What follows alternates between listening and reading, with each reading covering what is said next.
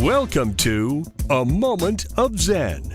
Time to sit back and relax as model, actress, mentor, and supermom Zen Sams takes you on a sexy and wild ride, covering the latest in film, fashion, pop culture, politics, and entertainment from the millennial mom's perspective. Here's your host, Zen Sams. Hello, my beautiful friends and loyal listeners. It's such a pleasure to spend my time with you on the airwaves. Thank you for listening and interacting with me on social media. That does truly make it all worthwhile. Please make sure to follow me at Zen Sams. That's Zen with an X, not a Z. Also remember that we're now on TV. Tune in at watch.kpmedia.tv and catch a moment of Zen on the Impact Live channel Sundays at 11 a.m. Eastern. All episodes are also now available on demand. We have such a great show lined up for you today. In our influencer segment, we are featuring returning contributor Susana Damouni. She is a beauty lifestyle influencer with over 5.5 million followers. And she's joining us with her good friend, McKenzie Westmore, founder and creative director of Westmore Beauty. The gals are coming on to share 3 incredible game-changing beauty products currently available at Westmore Beauty and on QVC. In our Fly Me to the Moon segment, we're chatting with one of Virgin Galactic's founding astronauts, returning contributor Per Wimmer, and we're discussing whether alien life really exists, as the head of NASA thinks we're not alone in the universe. In My Digital World, brought to you by Tempest, a Burkhan World project, we are continuing our conversation around all things data, decentralization, the fundamentals of data sovereignty, and the growing need to counter technocracy. We're featuring returning guest Robert Edward Grant, innovator and successful entrepreneur, best-selling author of Philomath. He's going to be joined by his good friend Michael Ashley, owner of Ashley Publishing. Now, Michael has written over 30 books, including 4 bestsellers. He's a positive futurist of sorts and a proponent of data sovereignty in the age of artificial intelligence and big data. And in our Crypto Frontier segment, brought to us by CCP Digital, we're joined by returning contributor Chris Pulley and CEO of CCP Digital. And he is going to be bringing on his good friend Joel Comm. He's an NFT industry pioneer, and we're chatting about all things NFTs and the bright future in place for these non-fungible tokens. Stay tuned. We'll be right back with our influencer segment featuring Susana Damouni and McKenzie Westmore. You're listening to A Moment of Zen right here on 710 WOR, the voice of New York. Moment of Zen is brought to you by Biche Cucina and their newest location in Soho. At Biche, you'll be dining in a relaxed and elegant atmosphere with friendly, attentive service that offers delicious dishes from Northern Italy and American cuisine. Biche caters to all dietary needs. A DJ entertains on Friday and Saturday evenings, and live upbeat jazz for Sunday brunch. Located at 15 Watt Street. Online at bichecucinasoho.com. Welcome back, my beautiful friends. You're listening to A Moment of Zen right here on 710 WOR, the voice of New York. I am your host, Zen Sams. Now, up in just a few, in our influencer segment, we are featuring returning contributor Susana Damouni. She is a beauty lifestyle influencer with a very large social media platform and fan base. She's known as the Barbie Doll of Instagram with approximately over 5.5 million followers. Today, she's bringing on a guest that speaks to my fellow moms and dads, actresses and actors, trailblazers, fellow hosts, and news anchors, McKenzie Westmore. She's founder and creative director of Westmore Beauty, and she's coming on to share 3 incredible game-changing beauty products that are currently available at Westmore Beauty and sold exclusively on QVC. You definitely want to hear her out. These products are affordable, they deliver dramatic results, and they are, best of all, non-invasive. They are currently selling out all over QVC. Now, actress and host McKenzie Westmore is certainly no stranger to the beauty industry. Her rich family heritage includes a star on the Hollywood Walk of Fame in honor of her family's pioneering work in the world of film and TV makeup. And the combined family contributions is over 2,000 film and television series. That's pretty impressive stuff. With her love of family and the love of her heritage, she took all of that and created her own cosmetic line 7 years ago called Westmore Beauty. And you can check them out at westmorebeauty.com. Welcome to the show, lady. Thank you for having us. Thank What you for having us. Absolutely. What an impressive trajectory, McKenzie, because on top of all of this, you're also an actress and started your career early at the age of 3, in fact. So before we talk Yeah. about all the beauty products, I want to hear about when you were cast in Raging Bull as Robert De Niro's daughter. Yes. It was a fluke of a thing. My dad was actually doing the makeup, and we had a prosthetic lab attached to our house. And my dad was running the rubber and doing all the prosthetic pieces. Well, Robert De Niro was pretty much my babysitter, and he would stay at the house and he would help out my mom. And because he became, part of the family and he got to know me so well, he went to my parents and said, "Hey, can she play my daughter in the movie?" So that was one of my first roles. Actually, I did a commercial when I was 1, but my first big role was as Robert De Niro's daughter in Raging Bull when I was 3 years old. Incredible, incredible. So we're going to get to your products in just a sec, but I want to welcome Susana. Susana, welcome back, my beautiful girl. Thank you for having me back. Absolutely. So as a social media influencer, what do you look for when selecting a brand to endorse or represent? I look for a product that stands behind what it says it's going to do. So if it says that it's going to remove my wrinkles, it better remove my wrinkles because I have them there. So I'm looking for a brand that's trustworthy so that I can promote it myself and continue using it. And your followers absolutely love everything you endorse. So I know that if you are talking about something, it's because you've actually used it, which brings us to these incredible products. Okay, so McKenzie, your family has been in the makeup industry for over 100 years. Your great-grandfather was the wig maker for the royal court and Winston Churchill's barber at the turn of the century. Your family came to Hollywood and started the concept of a makeup artist in Hollywood on the first movie set. So your family is noted for inventing such things as translucent setting powder, individual false eyelashes, as well as an on-set airbrush compressor. So from there, a lot of your family went on to work on thousands of films, including Gone with the Wind, The 10 Commandments, Breakfast at Tiffany's. I could go on and on. So if someone knows about coverage, it's definitely you. Talk to me about the body coverage perfector. The body coverage perfector is really what kind of put Westmore Beauty on the map. For me, I'm such a family person. I'm very much about my family to begin with. I'm a daddy's girl, but when I really started to learn about my family's history and lineage, I thought, I got to continue this on somehow. Even though I'm an actress, I was on a soap opera for 10 years. I hosted a special effects makeup show, reality show for eight Face Off. years. Yeah. Face Off. I thought, here I am on a makeup show. My dad was the mentor. I thought this is so silly if I don't start a makeup line and continue on the family heritage. So that was the birth of Westmore Beauty. From there, one of our first breakout products was the body coverage perfector. And the reason being was, first and foremost, for me, being on a soap opera, you're constantly in bikinis and lingerie and you're covered in body makeup. Well, that gets everywhere.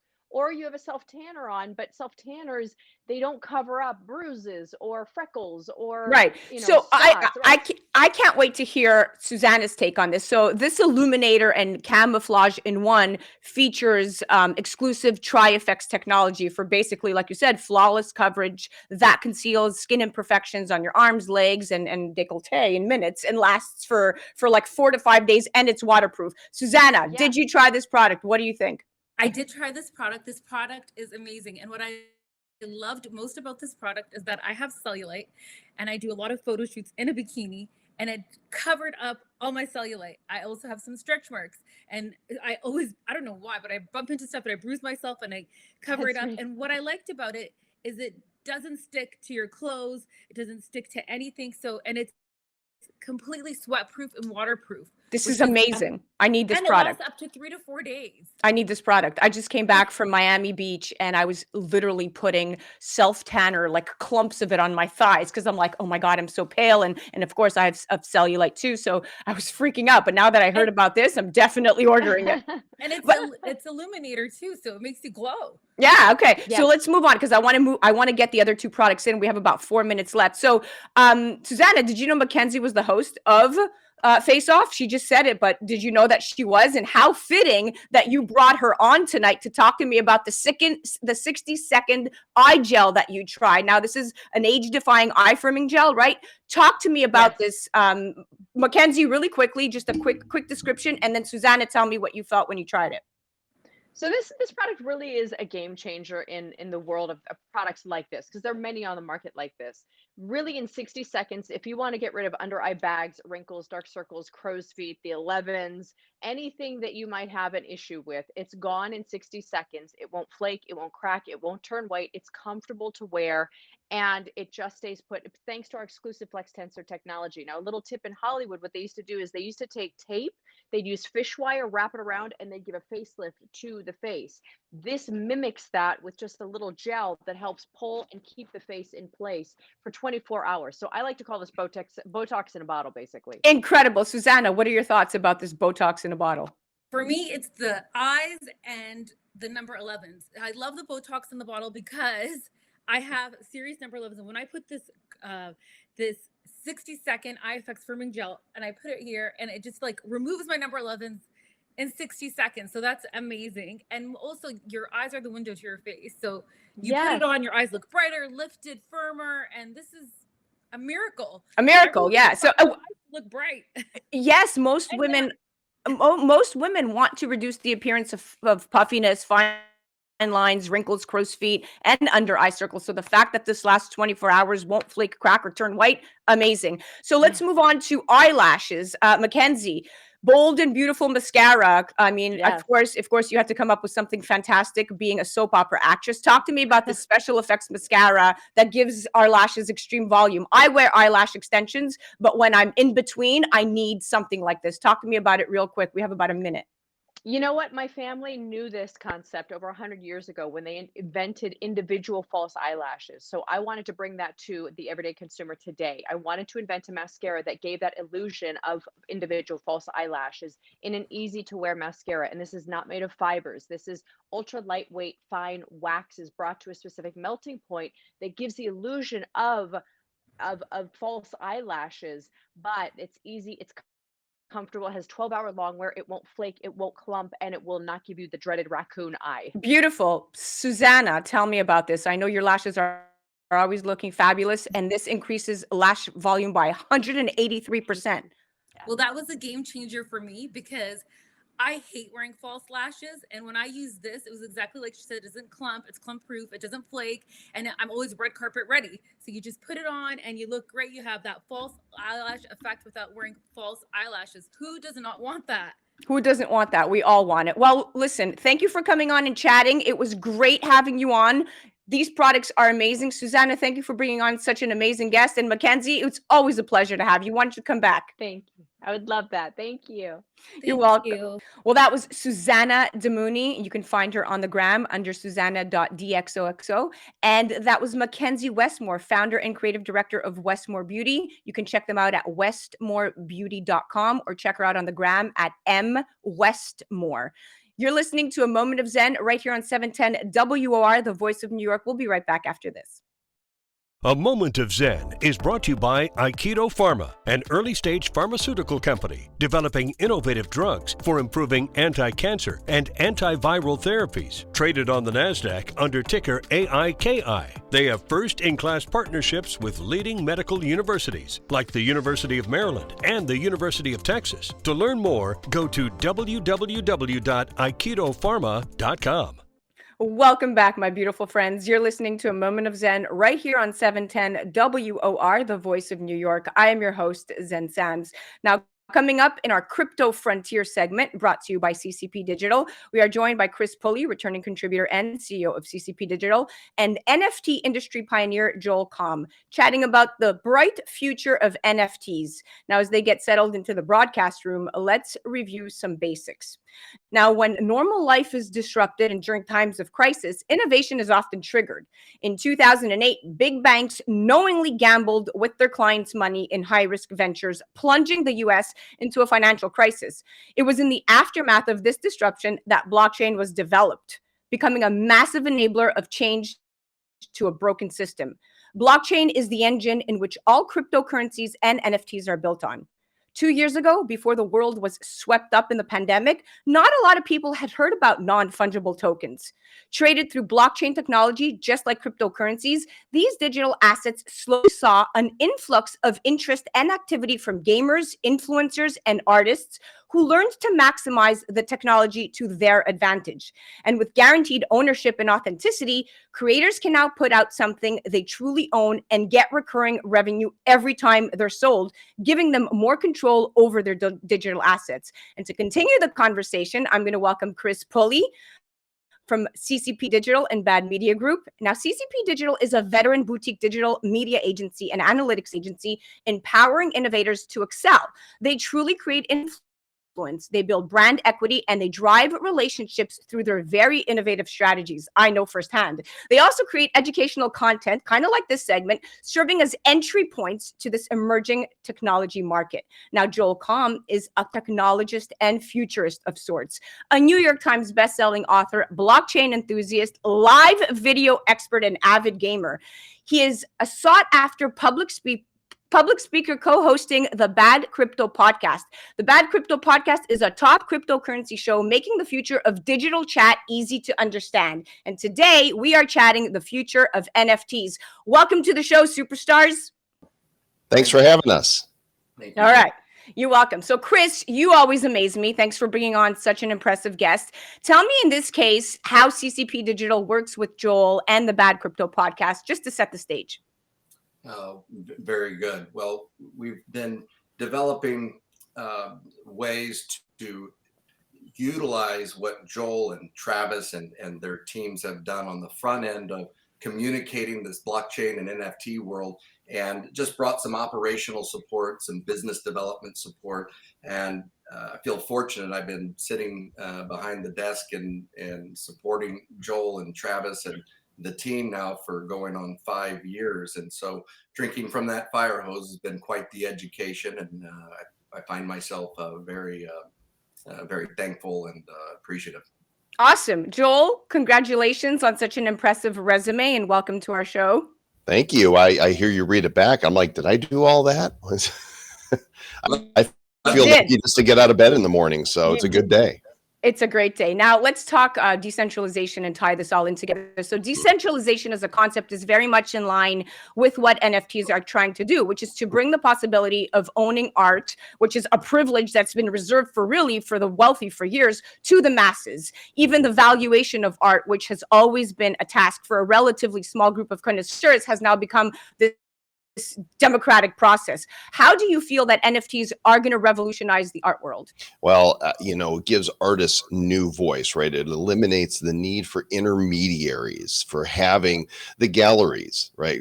For example, or VCs that are funding, the creation of this art. They can create whatever they are inspired to create right from their tablet or their computer. They can template and mint NFTs on so many different platforms now and bring it directly to those who would appreciate the art.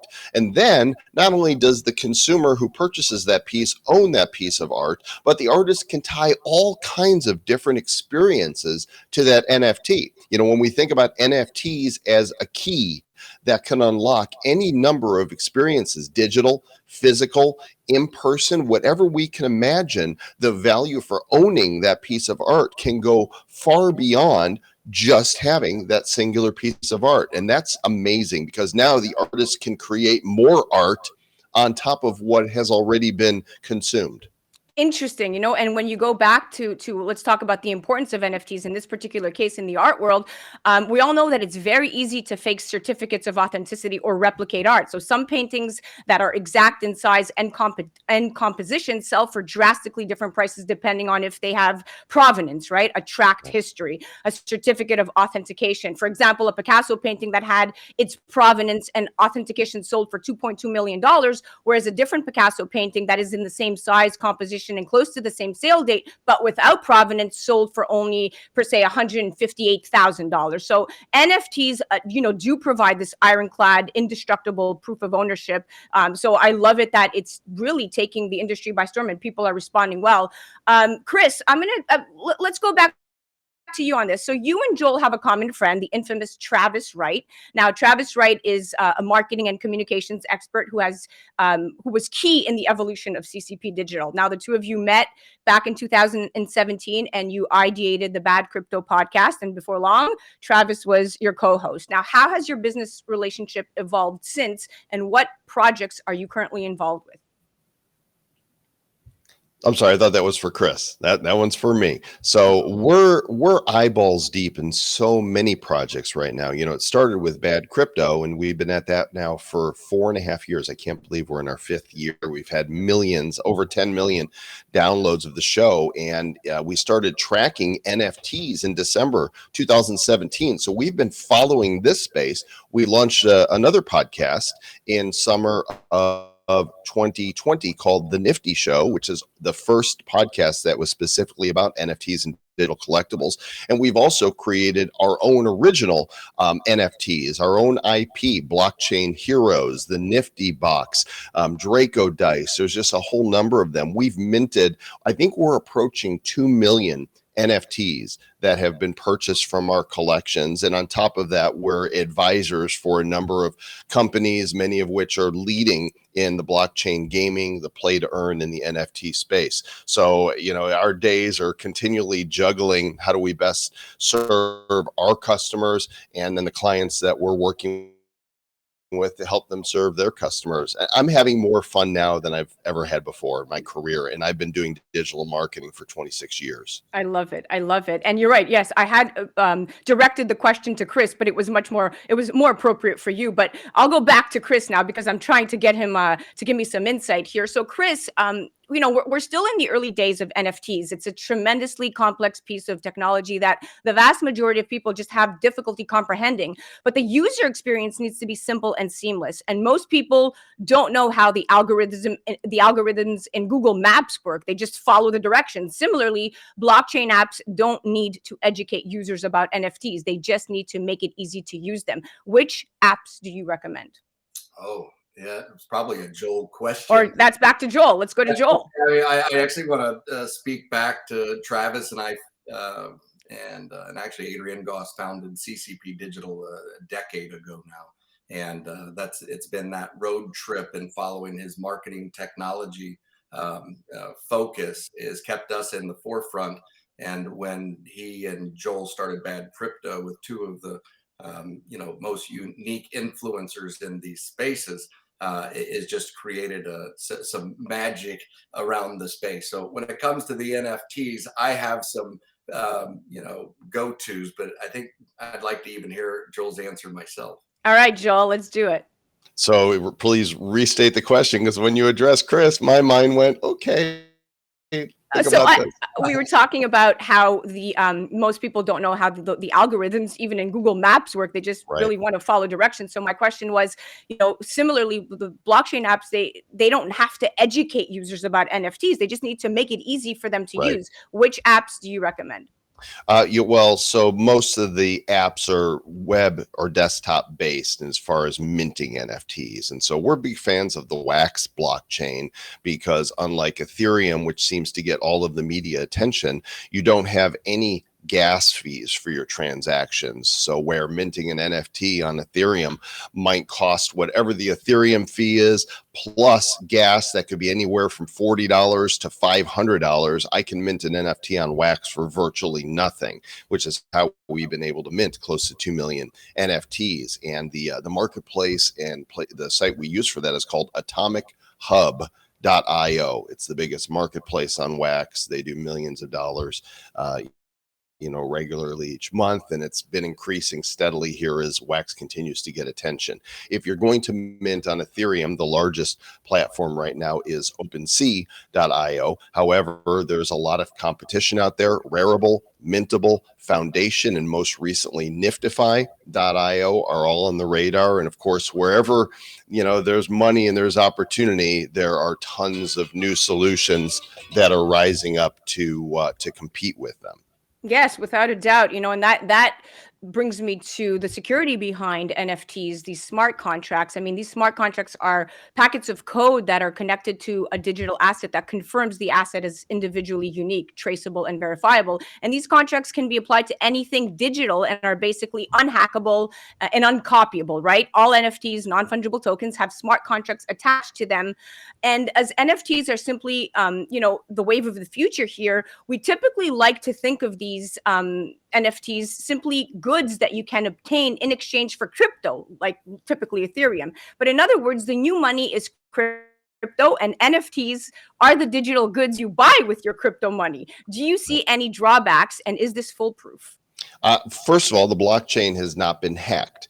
So I'm going to answer that second question first, because we hear stories about people losing money, but that's not the blockchain being hacked. That's insecure exchanges or people being phished for their private seeds with their MetaMask. But the blockchain itself, so far to date, is unhackable. It's people problems that are making it unsustainable for some who lose their money. But these are the same types of issues that you would have if somebody got your PayPal account, right? And Right. or came to your house and stole, your cash under your mattress, whatever. It's all, you really have to be smart and secure with your holdings. It's very sustainable. Not only that, it's the future. We are transitioning to a new economy with cryptocurrency. There's no stopping it. Fiat currency has failed everywhere it's been tried. And, it wasn't that long ago that Venezuela was the most prosperous nation in South America. And look at them now. Their bolivar is barely good for toilet paper. And if the U.S. government keeps printing trillions of dollars like they are and putting U.S. dollars into the economy, simple supply and demand says that too many of them devalues all of them. Well, with crypto and with NFTs, we know exactly what we're dealing with. There's only 21 million Bitcoin ever. And if I say this Beeple piece of art is a one of one, there's only one of them. And the advantages to blockchain and true digital scarcity blow away what we have, the financial systems that we have operated under for all these years. Exactly. And, on the last segment, Chris and I were talking about asset ownership, and it's really the pathway out of poverty. I mean, there are about 1.4 billion unbanked people in the world and have no way to enter the traditional banking system. Just imagine not having, your bank account. You can't get a loan, you can't get a car, you can't do anything, right? So this is taken for granted by most of us in the developed world, but cryptocurrencies and NFTs change this paradigm. Now these 1.4 billion people immediately have an opportunity to have a wallet, participate in digital marketplaces, create art, music. I mean, this truly feels like we are changing the world. What do you say to this? We have about a minute left. Absolutely are. And it's not only that, play to earn gaming is changing entire countries. During COVID lockdown in the Philippines, when their lockdowns were strict, 30% or so of the workforce there got involved in Axie Infinity and were generating cryptocurrency revenue for some of them more than they'd make it any job. That's just the tip of the iceberg. Yeah, exactly. Well, listen, it was a pleasure chatting with both of you. Chris Pulley, thank you for bringing on such an insightful person. It was awesome having you on. Awesome. Thank you for having us, Zen. And thanks so much. Just wanted to plug for Joel, and I know we have the Retro Rebellion that's launching, Joel, here in January. Yep, Blockchain Heroes, bcheroes.com, our biggest launch yet on the Wax blockchain with 40 collaboration partners. So come join our Discord. Yep. There you go. Check them out at ccpdigital.com, and you can check out Joel at joelcomm with 2ms.com. And on the gram, he's at joelcomm with 2ms, and check out the podcast at Bad Crypto Pod. You're listening to A Moment of Zen right here on 710 WR, the voice of New York. We'll be right back after this. A Moment of Zen is brought to you by CCP Digital, bringing you a view from inside blockchain, cryptocurrency, and NFTs. Introducing the latest Blockchain Heroes series, Retro Rebellion NFT collectible card packs from the Nifty Company. Available January 2022. Find out more online at ccpdigital.com. Welcome back, beautiful people. You're listening to A Moment of Zen right here on 710 WOR, the voice of New York. I am your host, Zen Sams. Today, in our Fly Me to the Moon segment, we're chatting with one of Virgin Galactic's founding astronauts, Per Wimmer. He's a returning contributor, and we're discussing whether alien life really exists. As the head of NASA thinks we're not alone in the universe and says aliens definitely exist and they could be living among us right here. And besides, who are we to say that planet Earth is the only location of a life form that is civilized and organized? In June, the Office of the Director of National Intelligence released a report that found the US government couldn't explain 143 cases of unidentified flying objects reported by the military from 2004 to 2021. UFOs are real. Just ask the US Navy. The US Navy just acknowledged that 3 clips of declassified military footage released between 2017 and 2018 are actually unidentified aerial phenomena. Their words, not ours, which of course begs the question, are we actually alone? NASA is constantly looking for proof of life in the universe, including on Mars. Furthermore, Britain's first astronaut, Helen Sherman, who visited the Soviet Mir space station in 1991, said that aliens exist. There's no two ways about it. Aliens definitely exist, and it's possible they're living among us right here on Earth, but have gone undetected so far, quote unquote. The belief in alien encounters has long been a prominent feature of American life. A 1997 poll from CNN Time on the 50th anniversary of the Roswell incident found that 80% of Americans think the government is hiding knowledge of the existence of extraterrestrial life forms. Here to give us some perspective is my good friend and astronaut, Per Wimmer. Welcome to the show, superstar, and nice to have you back on. Thank you very much. Glad to be back. All right, let's chat Roswell, okay? So we all know that the town of Roswell in New Mexico became shorthand for alien encounters back in 1947 after reports flying object crash landed in a field, right? So the Roswell Army Airfield initially said a flying disc had been recovered, but a second press release clarified that the object was from a weather balloon. And since then, a number of supposed witnesses have said that they saw military take away the flying disc and bodies of aliens. Okay, fill us in here. Fact or fiction? There's also a museum there. The UFO Museum remains a major destination for alien enthusiasts in Roswell. Talk to me about this. Sure. Most of these incidents, and there have been quite a few, we all have to acknowledge, particular around Roswell, the White Missile Range, the White Sands Missile Range, and also around Area 51 in Nevada. Most of those things actually have a very good explanations. It's just the US military can't tell you about it because it's so top secret. It's even so, if you look at Area 51, it's even so top secret that it's not like any fighter jet pilot can just fly over there. There's literally sort of a no-fly zone, not just for commercial traffic, but also for military craft, etc. So when the US military is developing new systems, etc., and this goes all the way back to, with Area 51, back to 1955, when they originally bought the site, the US military, to test the U-2 spy plane, you know, the high-flying spy plane that was famous during the Cuban crisis. That goes all the way back to there. They wanted to do that secret stuff that nobody else could know about because it was so competitive in terms of technology.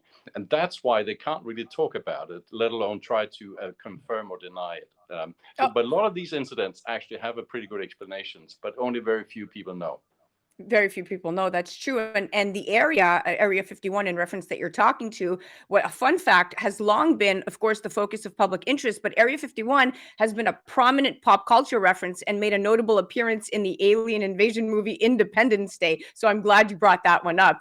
Now, on another note, the largest spacecraft ever built is expected to reach orbit for the first time in March of this year. And if all goes as planned, will be one huge step closer to a future in which space flight is cheaper and more accessible than ever before. But the challenge is that the launch costs severely limit our extraterrestrial reach, so to speak. And that's because every extra ounce of weight included in a rocket's payload increases the amount of expensive fuel required to break free of Earth's gravity. Talk to me about the development of reusable rockets that effectively, when they get down to Earth, they don't crash up and burn or become space junk.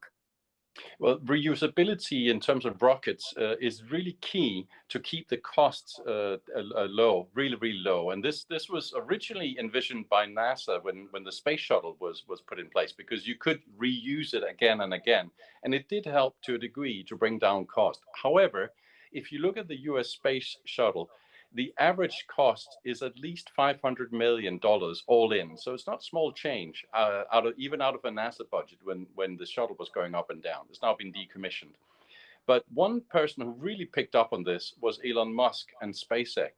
He really understood to bring down the cost. So you really have to reuse and reuse and reuse. And he did that. So to ride on a Falcon 9 rocket going up to the International Space Station would probably set you back $60-odd million, which is a fraction of the $500 million that the shuttle would cost to ride, as it were.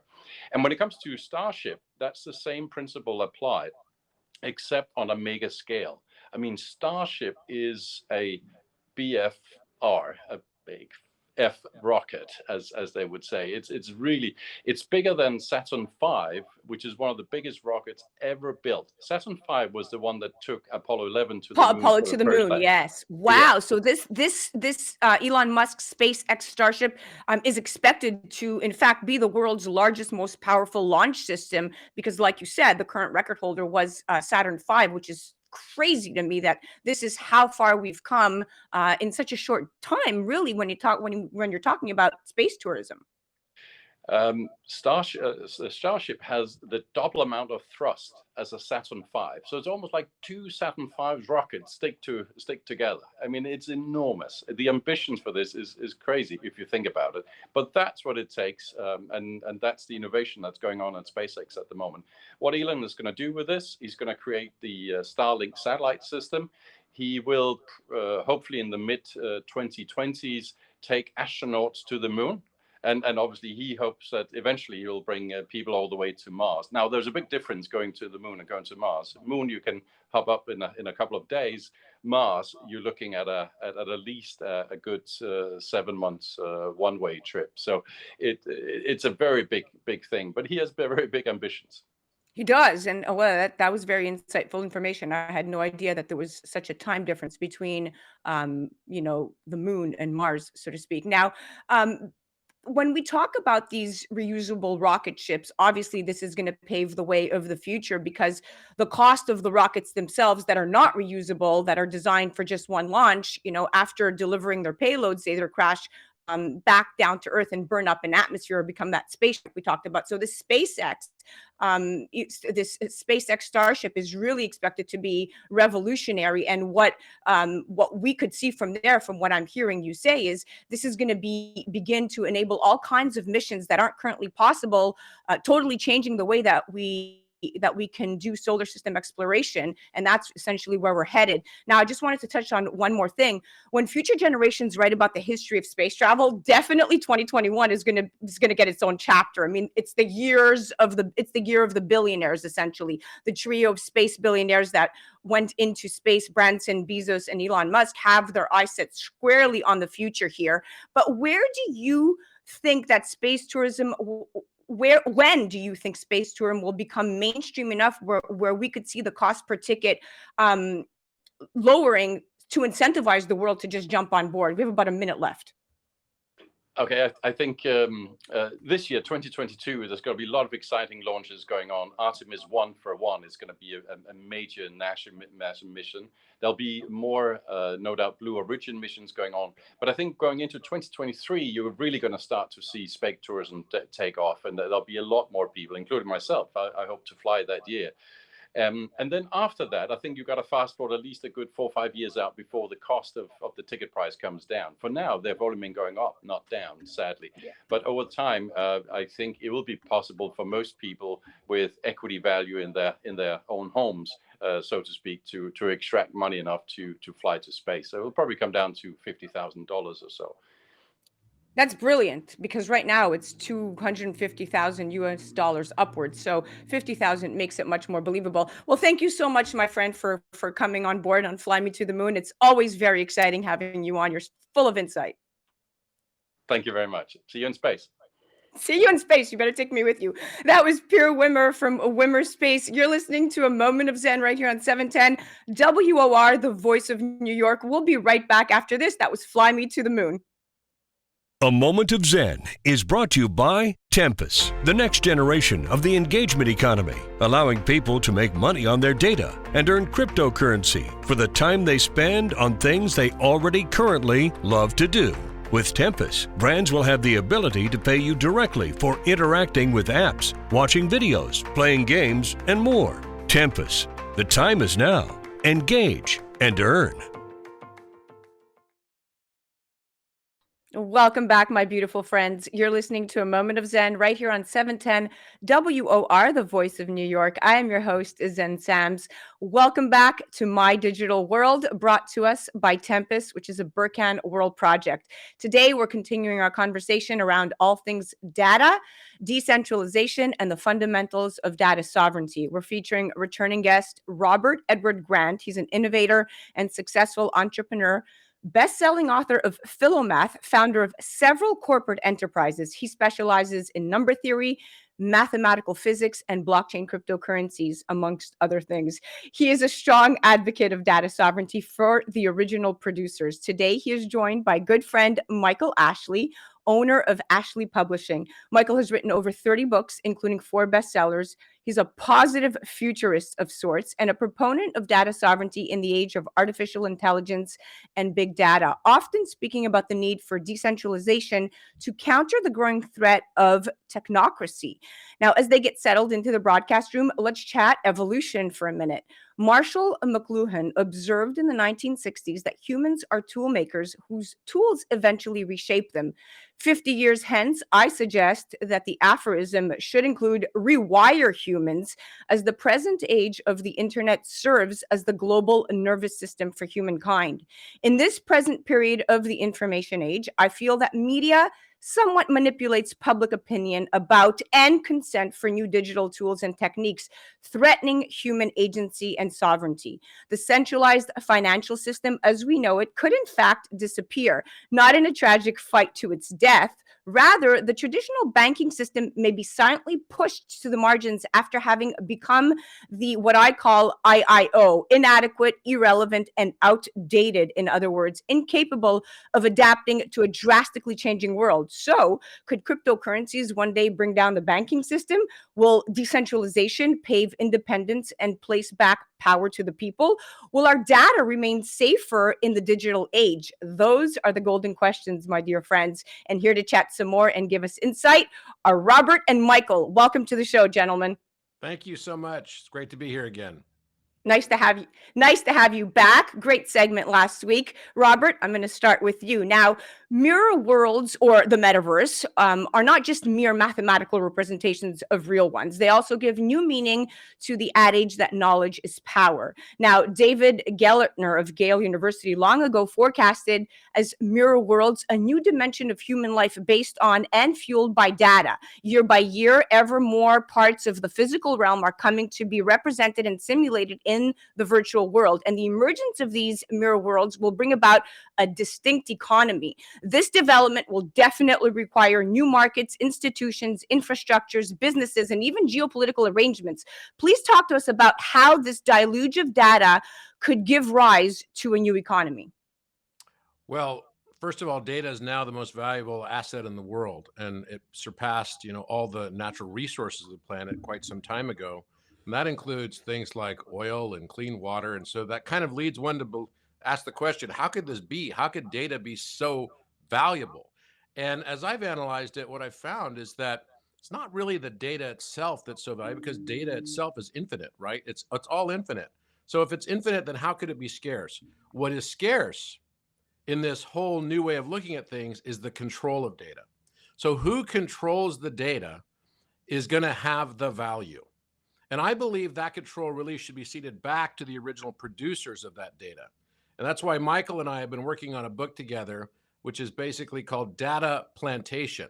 And data plantation is, of course, giving you the sort of mental metaphor analogy of all of us working on a plantation and we don't even necessarily know it. That's the most difficult and challenging part of this. But, if the banking systems fall as a result of this information age, It's not going to be because of blockchain. It's not going to be because of decentralization that caused the banking system to fall. The banking systems will fall because of their own weight and collapse upon themselves, because they, as you just described it, fell to every other evolutionary change that's happened since, Darwin was Darwin, and that is natural selection. To a certain extent, what's happened is that the banking industry has become so not customer centric and so focused on being an intermediary, and as an intermediary that takes no risk on any transactions, just is able to shave funds off of the top of all transactions. It's like the house always wins. And intermediaries in the new world, in the 21st century, right, are going to be definitely disintermediated. And they're going to end up falling by the wayside, because all of these things like NFTs and blockchains and decentralization have just made it simpler for people to realize their direct connectivity. Why does somebody like a Katy Perry need to have a music label? Why do they need to have a music label? Why do they need an intermediary to represent them? And that's exactly my point. They probably don't, because she's already got 200 million followers and she can directly communicate with them. This world today is going to be about taking our creativity as human beings, our artistry, and the term starving artist and starving musician is going to go also by the wayside. The intermediaries are not going to be the ones that are able to track the highest value in the 21st century. It's going to be the creators, the innovators, and the inventors that are going to be able to attract the highest value. This is a sea change shift for humanity, and I think it places humanity in its greatest position, where no AI can do it either, which is creativity. That is the human spirit, and that's where I see a future that is very, very positive, but it needs to be one where the consumer, the individual and original producer of data, is allowed to own and control and determine the outcome of their own data. Preach. There you have it. Robert Edward Grant said it right here on 710 WR, the voice of New York. That is prophecy right there, my friend. I love it. I love it. I could hear you speak all day. Michael, I'm gonna throw this one to you. Of course, it hovers back around challenging the power of big tech to ban or demonetize users on mainstream social media platforms such as Facebook, Twitter, and YouTube is one of the more important concerns of today's internet users, right? In a world where we're now discovering just how important it is to reclaim control of our own online presence. So decentralization puts the power in the hands of users to easily retain their communities and move to platforms that support them rather than keep them forcibly trapped with where their history remains controlled, so to speak, right? But the censorship and misuse of personal information on mainstream social media platforms will only continue to get worse if no alternatives are offered. Talk to us about the importance of disrupting this technocracy with decentralization and how that can help solve real world issues. Sure. Well, I think that decentralization is the subject of our time. This is the problem that we're facing, and we saw it in the past few years, really, because of cancel culture is a good example of this. And when you give any company, especially a company working in tandem with the government, too much power, well, then they can use that power against the people. And we're seeing people both on the left and the right getting canceled. We see that their messaging is not getting out. And this is a big problem. And so the book that Robert mentioned that we're working on right now is to combat this. And so we view this problem of technocracy as a central issue of our times. If you think about the metaverse for one moment, if all of our interactions are supposed to be posited into one central area, well, can you imagine the dangers that would happen if someone were to step out of what's possible to say or to act or to do? They can shut you down. We saw this already when it comes to content. Can you imagine if your whole livelihood is continued in that capacity, so that you can't earn money anymore, you can't connect with others, you can't rent a car, you can't rent an apartment? All these things need to be taken care of in such a way that we are not beholden to a bunch of oligarchs or tech companies that control all these facets of our lives. And so this book is meant to raise awareness and show people that there is another way. If we decentralize and we find a way to mitigate all the power that these huge tech companies have over our lives, especially acquiring data about us.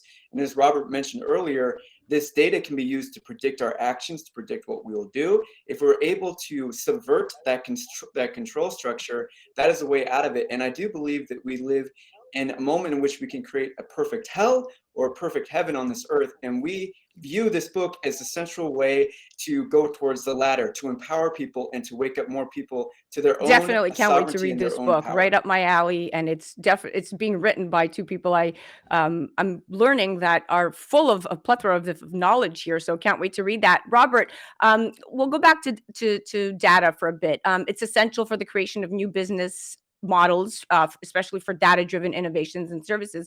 But there are two evident things standing in the way of access to sufficient data. One is a growing unwillingness to share data because of privacy and security concerns, and the other is the inability to share data because of a lack of interoperability, right? The aim should be to nudge businesses and governments into giving their users tools to manage, share, and benefit from using the data. But the geopolitics of data will not be so simple. Online giants in particular have assumed that the data economy will be this global affair, yet governments are increasingly asserting their digital sovereignty, demanding that data not leave their country of origin. And this is a big conundrum, right? It's perhaps one of the biggest.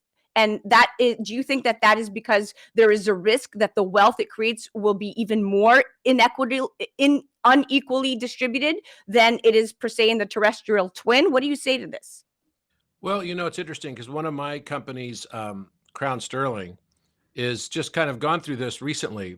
Not very long ago, we obviously had to put in place all of the compliance that's associated with the European Union, right? The European Union now requires that you have, the data that is kept or held associated with anyone within their country must remain in their country. I don't know if you knew this, but it actually has to be in their country. So there's an expensive way to work through this and to become compliant with these regulations, and that is really, kind of through AWS or your cloud provider can provide this for you because they have servers in those countries and they just make assignments for each person that's in their country to the server that's in that country, which is kind of funny and ridiculous, to be honest. Yeah. Because, let's be real, it's all on a cloud anyway. Because the server is sitting somewhere doesn't mean that data doesn't exist also all over the cloud, because the cloud doesn't have a boundary condition by country.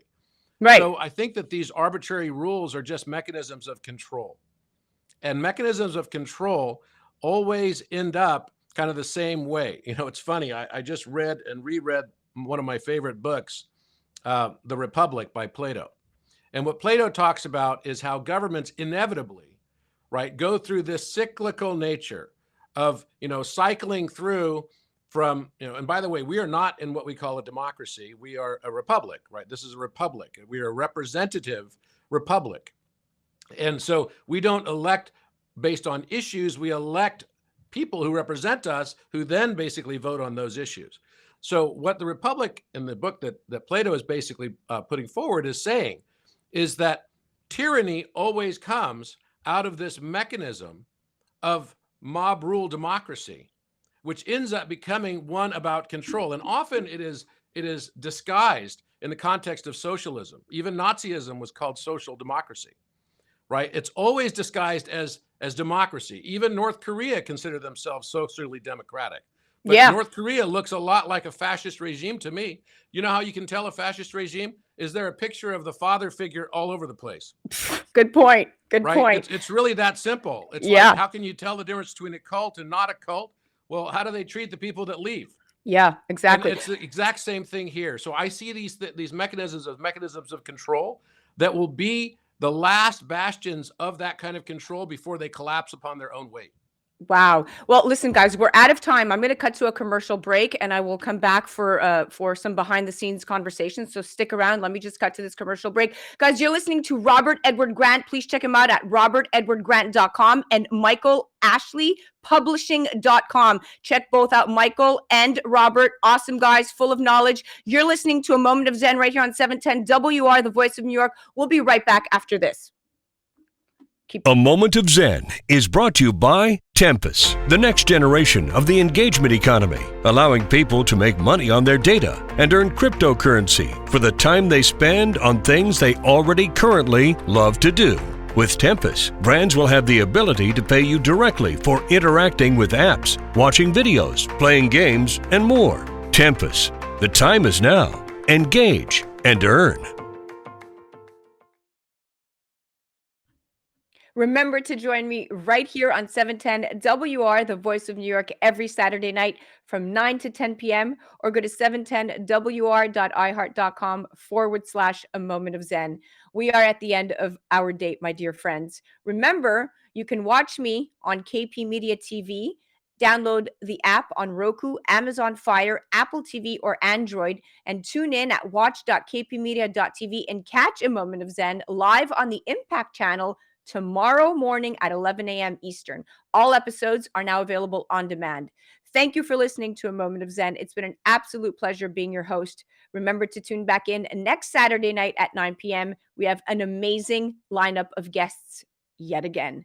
Remember, happiness is the only thing that multiplies when you share it.